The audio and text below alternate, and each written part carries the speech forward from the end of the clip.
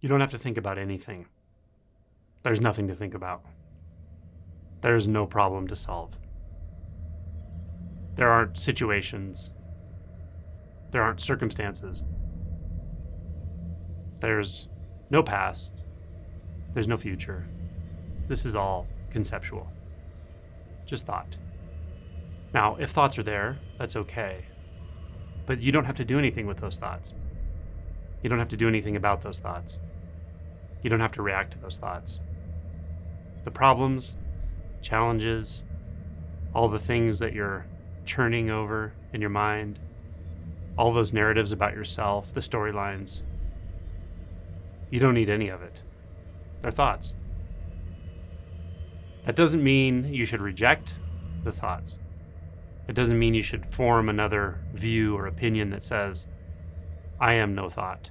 I am not my thoughts. I am no one.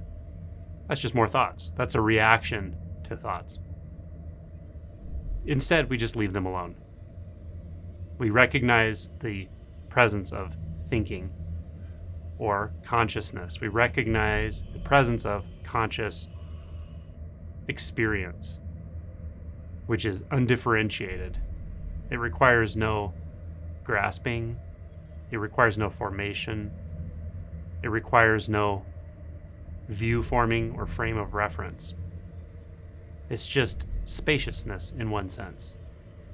But this isn't a space like the kind of space you imagine, like a three-dimensional emptiness. It's a spaciousness of experience right here and right now. It's undefined. Undefined experience. Undefined reality. So here, you're free. You don't even have to worry about what you are or what you're not, because that's all conceptual. I am someone. I am the self with a big S as a concept. I am no one. I am no self. That's also a concept.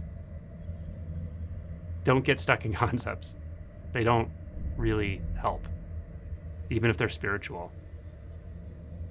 It's the grasping and pushing and pulling and holding and identifying with views and frames of reference. That's what causes discomfort, suffering.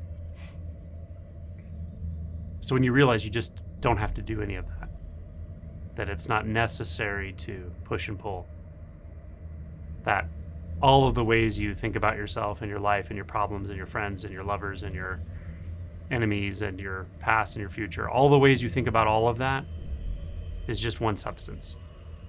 Consciousness. Causes no harm whatsoever. Everything you've ever thought about yourself, it causes no harm. It's essentially nothing. There's nothing there. It's a sort of essence that becomes nothing.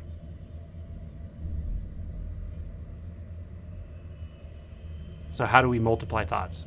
How do we get entangled in thoughts? We believe them. We believe there's substance there.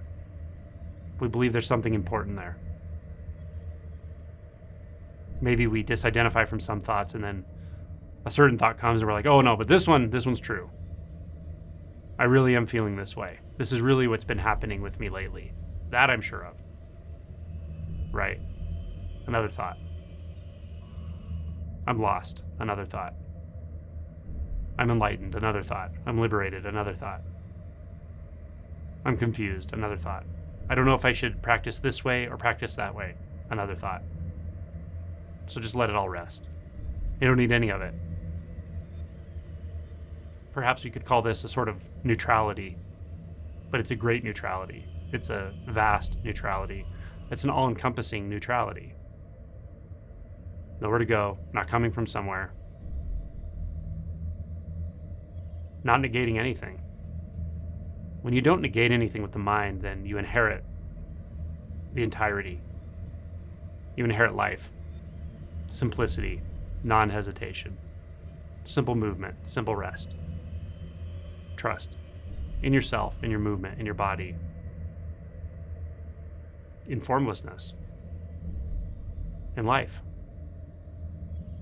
in when to speak and when to be silent, in when to acquiesce and when to construct a boundary. You just know.